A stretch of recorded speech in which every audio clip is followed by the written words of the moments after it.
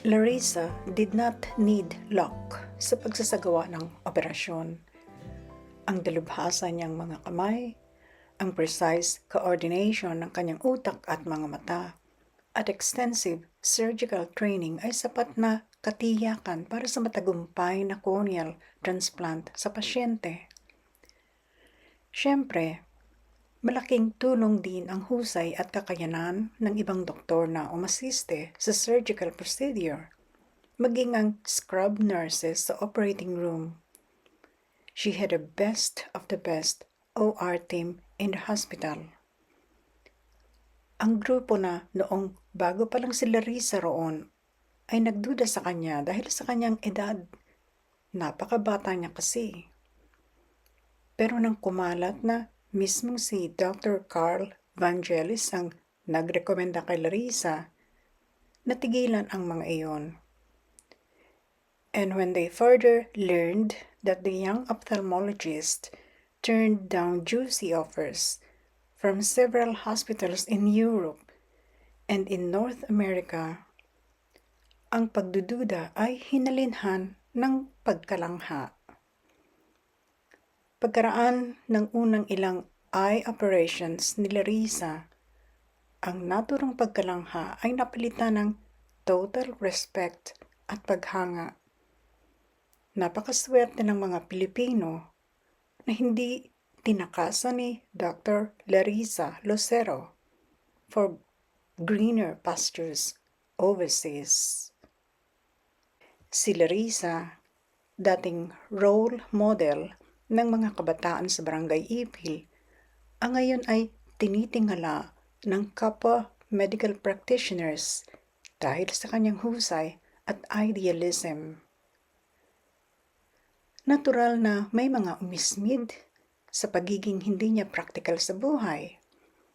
Ngunit ilan lang ang mga iyon at walang paraan para ma-discourage ng mga iyon ang dedikasyon ng dalaga sa piniling paglingkuran ang mga kababayan. 5 oras inabot ang surgical procedure. Paglabas ni Larissa sa OR, ang gusto niya ay sumalampak lang ng upo, sumandal, ipatong ang mga paa. Which was what she did exactly sa seti na nakapwesto sa makalabas ng silid-tistisan. Como kabisado na siya ng mga kasamahan, isang nurse ang mabilis na sumunod sa kanya. Itinulak niyon ang katabing footrest ng seti at ipinosisyon para maipatong doon ng dalaga ang nangalay na mga binti. Thanks, ani Larissa sa nurse. Iyon ang nakita ni Mr. Lee na sumaglit lang sa men's room. Nanlumo ito, inakalang masamang sinyal ang nanlalatang ophthalmologist sa seti. Walang ideya si Mr. Lee kung gaano ka-drained ang pakiramdam ng eye specialist sa tuwing makakatapos ng operasyon. Ang tumayo ng maraming oras ay nakakapagod na. What more, kung lahat ng energy sa katawan ay itinutok sa maselang pag-opera. Maputla sa takot si Mr. Lee nang lumapit sa doktora. At nang mag-usisa ito kung tapos na ang surgery, obvious ang nervyos sa tinig ng matandang lalaki.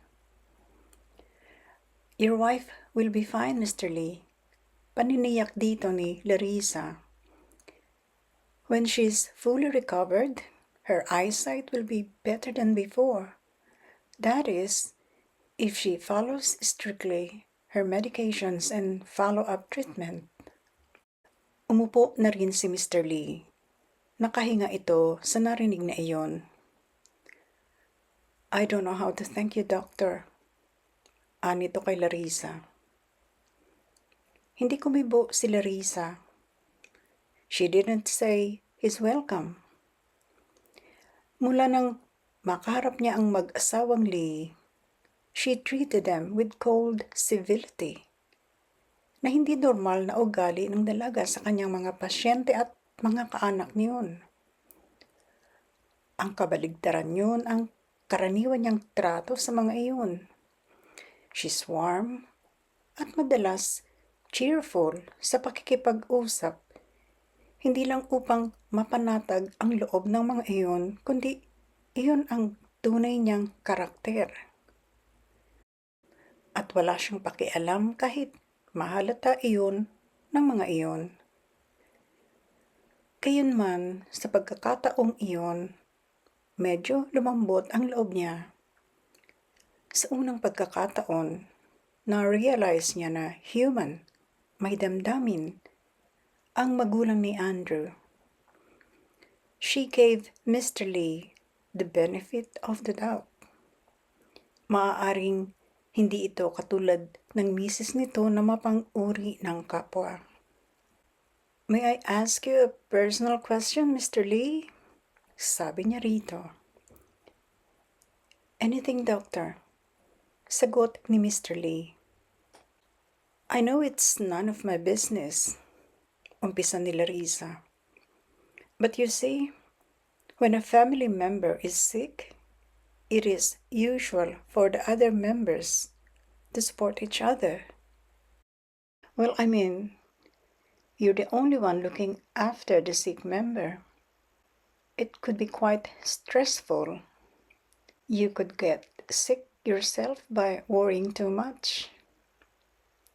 Sagot ni Mr. Lee. I have 3 sons back home. My eldest son is looking after the family business. The other has a pregnant wife and a toddler to care for. Natense si Larissa. Posible kayang si Andrew ang tinukoy ni Mr. Lee na may toddler at buntis pa ang asawa? Patuloy ni Mr. Lee. They have obligations, that's why they cannot share my burden. Not that they expressed any desire to look after their mother. They're not that close to her. You said you have 3 sons. Nagtatakang tanong ni Larissa. Yes, of course, sagot ni Mr. Lee. My youngest? No, he's not married and doesn't want anything to do with the family business. He's a lawyer, and perhaps you'd be interested in his choice of clients. Itinanong ni Larissa kung bakit naman siya magkaka-interes doon. Pero kinutuban siyang baka si Andrew ang tinutukoy ng kausap. Alam ni Larissa na law ang kursong ibig ipursu ni Andrew sa universidad. Nang hindi binabanggit ang ngalan ni Andrew, ikinuwento ni Mr. Lee ang pagiging unofficial legal counsel ng bunsong anak sa mga kababayan ni Larissa sa Singapore. Kung hindi man bilang defense lawyer sa mga isinakdal ng mga domestic helpers, umaasiste ang anak na makapagharap ng demanda ang mga DH sa mga nang aagrabyado sa mga iyon. Actually, sabi ni Larissa, I have read about my countrymen being exonerated in Singapore courts of their cases. Even when I was still being trained in England by Dr. Vangelis, I've come across small items in the papers about it. There was no mention of the defense counsel, but I assumed that a fellow Filipino lawyered for the accused. Ngumiti si Mr. Lee. Ang kislap ng paternal pride ay nagpaaliwala sa mukha nito. That would be my son, successfully defending your fellow Filipinos in my country. So where is he? Tanong ni Larissa. Why has he not given his moral support to you and his sick mother? Sinabi ni Mr. Lee na sa lahat ng kanilang anak, tanging ang bunso ang nagpahayag ng pag-aalala sa kondisyon ng ina. Maaari raw iyong sumunod sa Pilipinas para tingnan ang lagay ni Mrs. Lee. Pero wala iyong katiyakan. Abala raw iyon sa trial ng isang kliyente. Idinagdag ng matandang lalaki na kahit hindi makadalaw ang kanyang bunso habang nakakonfine ang ina sa St. Luke's, hindi raw siya magtataka ni magtatampo. May 2 years na raw buhat ng mag-away ang mag-ina. Pinalayas daw ni Mrs. Lee ang bunsong anak at halos itakwil. "Why was he thrown out of your house?" Gunot noong tanong ni Larissa. Nag-isip muna si Mr. Lee. Then, anito, "My wife had been at odds with our youngest son, even before that. First time that I knew about was when his mother wanted him to marry the daughter of a family friend. My son refused. My wife brought it out the second time a few months after that. Again, he would not budge. He said he does not approve of arranged marriages." "You let him get away with that?" Tanong ni Larissa. "I understand that that is part of your tradition." Tumango si Mr. Lee. Sinabing inawat lang niya ang misis sa pamimilit sa kanilang anak sa ganoong sistema. Noong una raw, inakala ni Mr. Lee na ang pagtutol ng bunso sa arranged marriage ay dahil sa impluensya ng mas mulat na pananaw ng makabagong Chinese. "There's not a lot of arranged marriages anymore," anito pa, "among Chinese families in Singapore." Pero hindi raw nagtagal, na-realize nitong ang pagtanggi ng anak sa naturang sistema ay sapagkat mayroon na itong minamahal. Muli, naramdaman ni Larissa ang malakas na pintig sa kanyang puso. Is it possible sa loob-loob niya na siya ang tinutukoy ni Mr. Lee na minamahal ng bunso nitong anak? Sabi ng dalaga, "How did you know that?"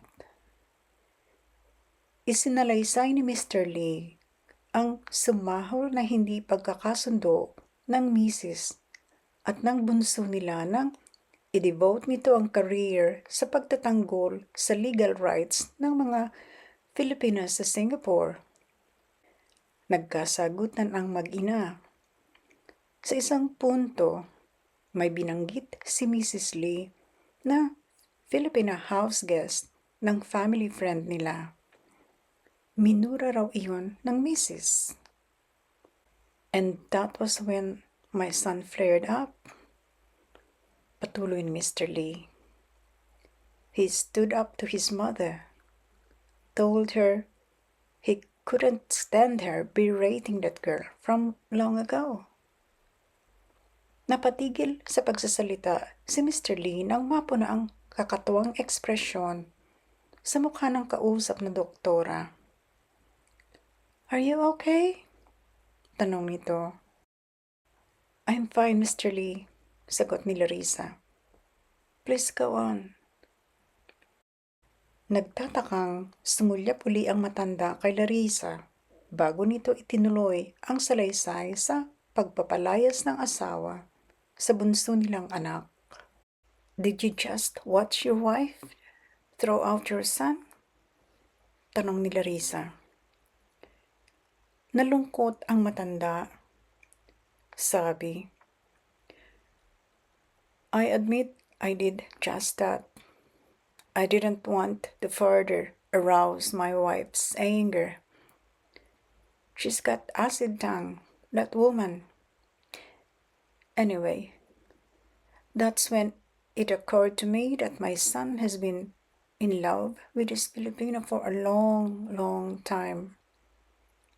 I also realized that what he's doing, that is, giving excellent legal representation to Filipinos in Singapore, is because of his love for that girl. Hindi na napigilan ni Larissa ang pagpatak ng kanyang luha.